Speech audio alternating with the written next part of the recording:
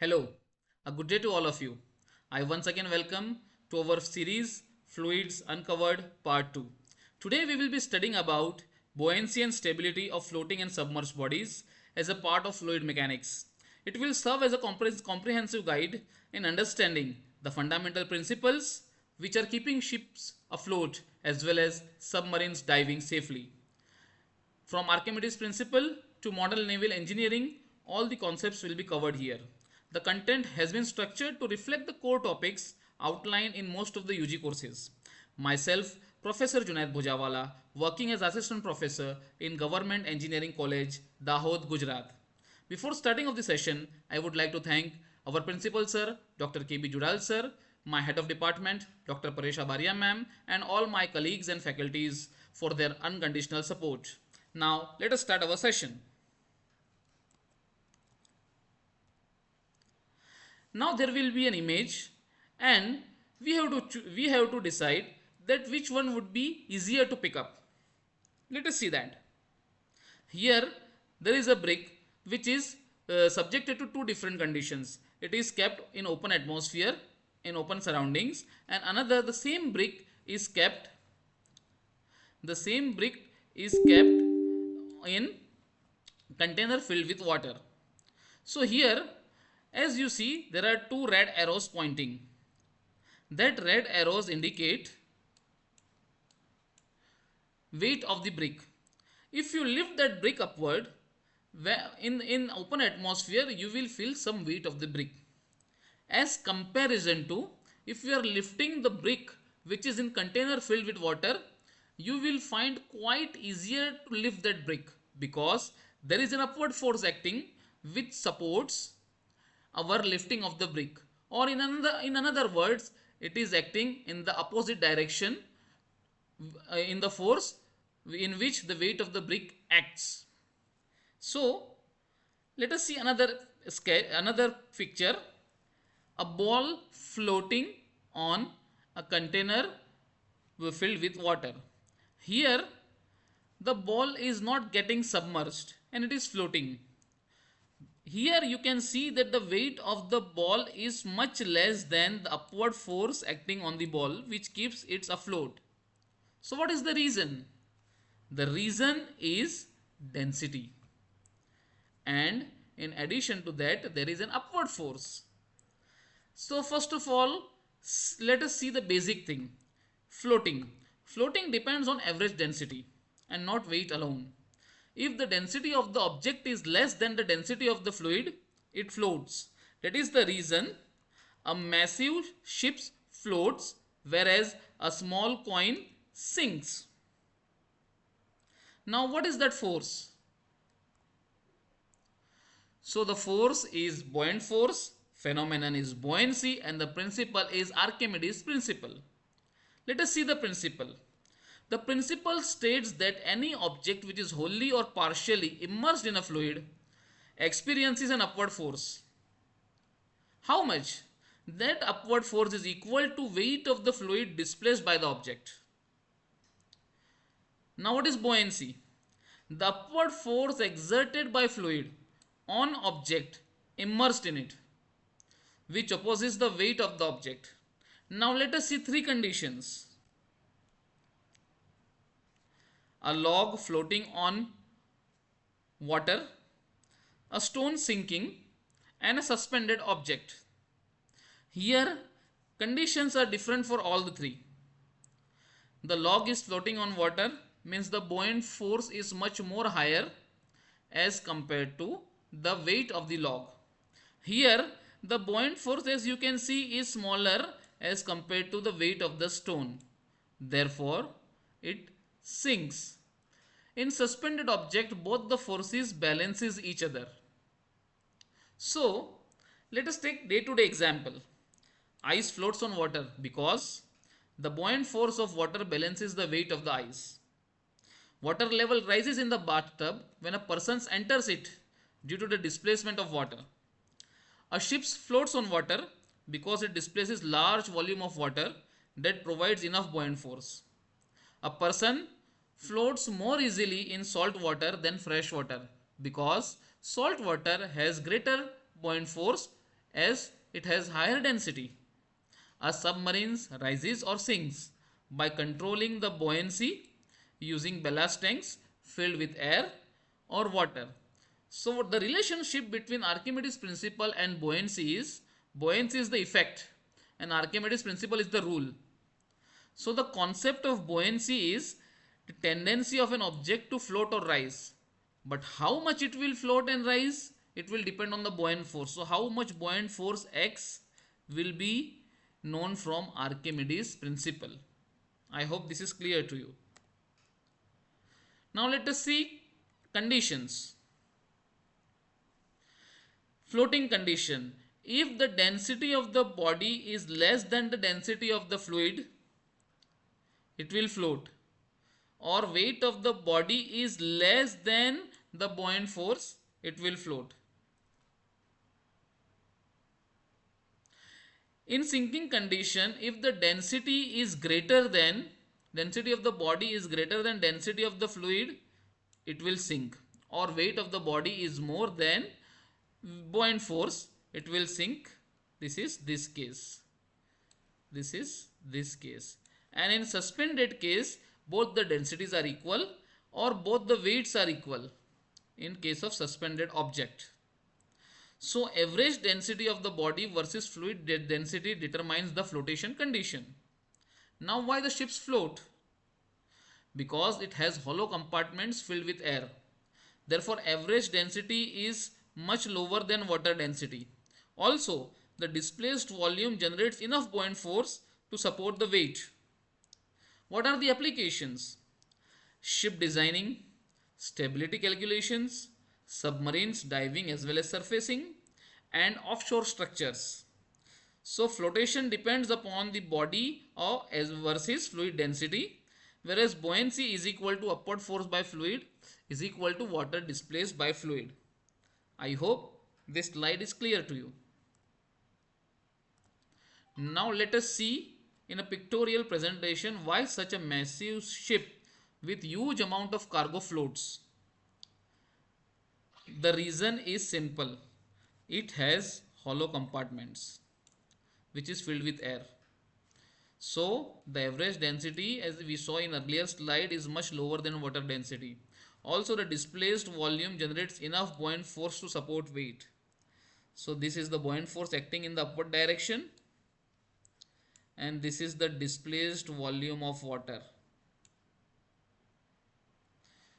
The center of gravity remains fixed, body is tilted through small angle and displaced volume generates enough buoyant force to support the weight of the ship. Now buoyant force equation. So the mathematical expression of buoyant force is calculated using the density of fluid, gravitational acceleration and displaced volume.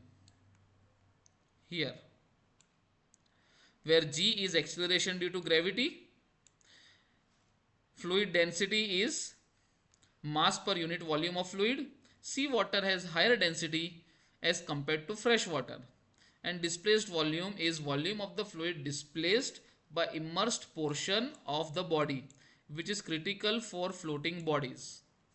I hope all these points are clear to you. This is a very basic concept.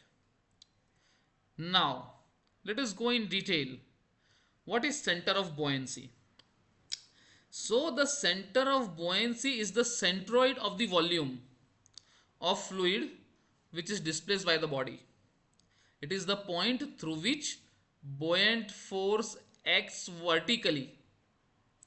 Here as you can see, this is the buoyant force which is acting vertical direction, which is indicated by black color, and the weight is indicated by orange color, which is acting downward. Now what are the key characteristics? Buoyant force acts vertically upward from the displaced volume centroid. It changes its position when floating body tilts. When the body tilts by some angle, this center of buoyancy changes its location from here to here because the submerged portion volume changes. It is fixed for fully submerged bodies with constant shape. Day-to-day examples. When a boat tilts, water displaced changes, center of buoyancy shifts. A floating wooden plank adjusts its position when load shifts. Engineering examples are stability analysis of ships, designing of floating platforms, and offshore structures. Metacenter. So the metacenter is the point at which the line of action of the buoyant force intersects the original vertical axis when the body is given small angular tilt from its equilibrium position. As you can see in sketch, this is original position of center of buoyancy. When there is a given angular displacement, this B shifts. So when we draw line, it coincides at this point M with the original vertical axis, and this is known as metacenter. It exists only in floating bodies and not in submerged bodies. Position depends on the body shape and waterline area. It is used for judging the stability of the floating vessels. Metacentric height determines the stability.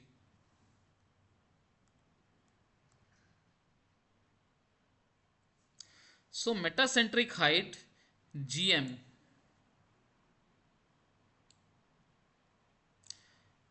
is given by BM minus BG, as you can see from the sketch, where BM is the distance between center of buoyancy and metacenter,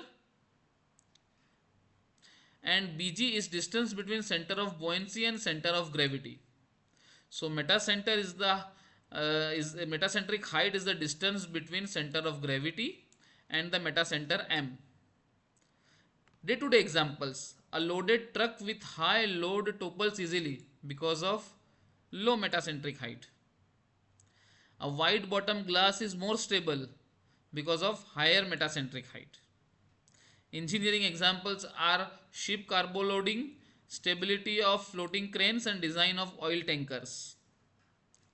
Now the equilibrium conditions are: if metacentric height is greater than 0, the equilibrium is stable.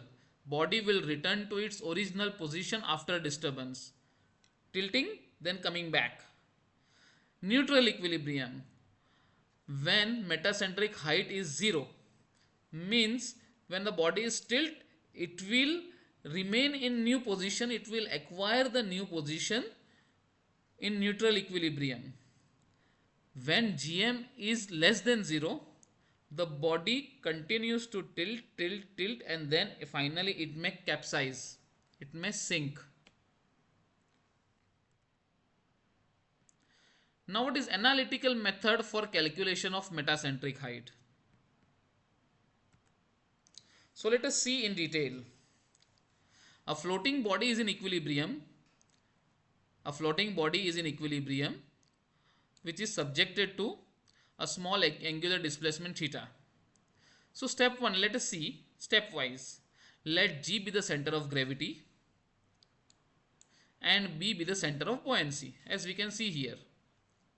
W is the weight which acts vertically downward from G, W acting downward, and buoyant force FB acts vertically upwards through B. Buoyant force acts FB acting vertically upward through B. Since both the forces are collinear, the body is in stable equilibrium. But what happens? After small angular displacement, the body is tilted through small angle theta. This is the theta. Let me use highlighter. This is the theta. The center of gravity remains fixed, but the center of buoyancy shifts from B to B1. Here it shifts from B to B1 due to change in submerged volume. So the new buoyant force will act vertically through B1. Here new buoyant force will act in this direction. Now definition of metacenter. The vertical line through B1 will intersect the original vertical axis at a point M. For small angular displacement, M is considered fixed.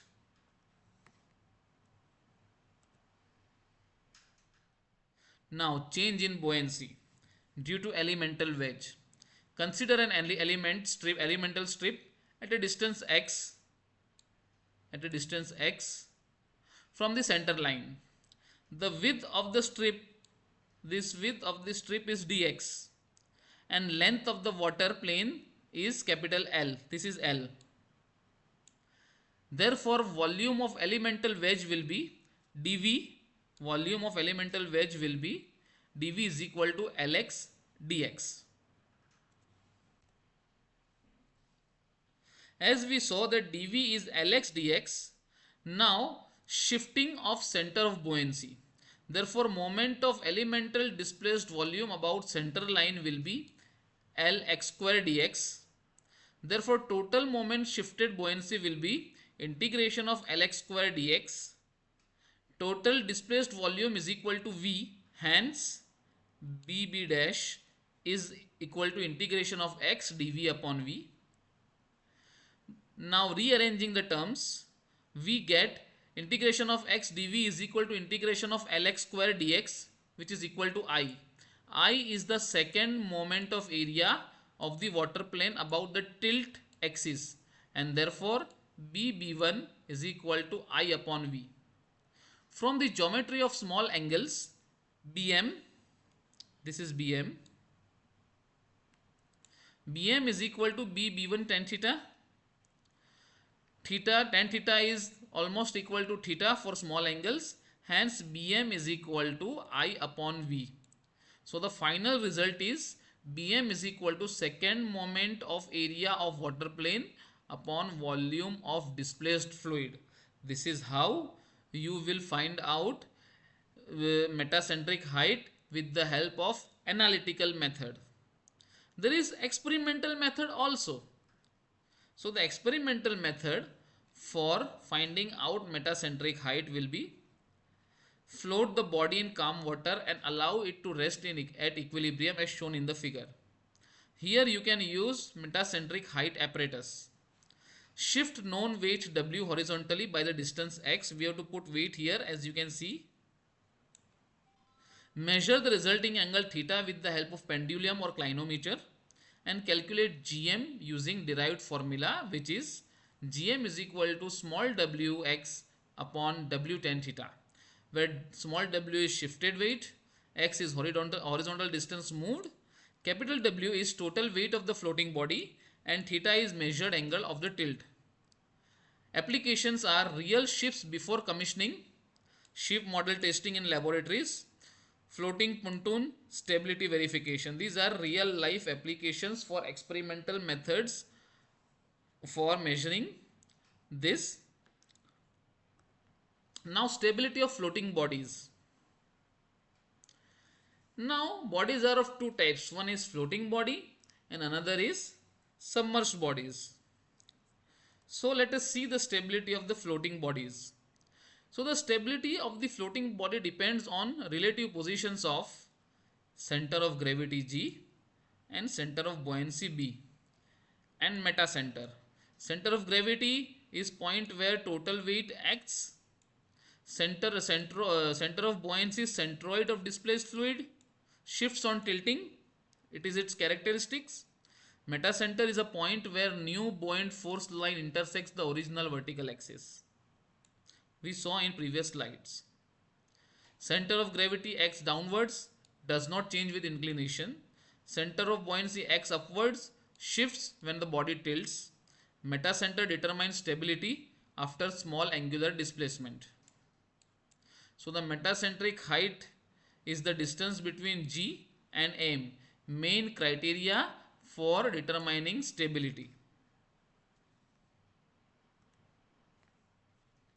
So the conditions of equilibrium in restoring moment: stable equilibrium where metacentric height is greater than 0, Metacenter is above center of gravity. The restoring moment brings body back to position. Here, stable position. Unstable equilibrium, GM GM less than 0. This will be overturning moment. It is unstable. And neutral equilibrium, GM is equal to 0. Metacenter coincides with G. Body remains in new tilted position. So the restoring moment mechanism is tilting changes submerged shape. Center of buoyancy shifts towards the immersed side and buoyant force acts along new vertical line. If M is above G, weight and buoyant force forms a restoring couple. Here you can see the restoring movement. This is overturning moment. This is stable.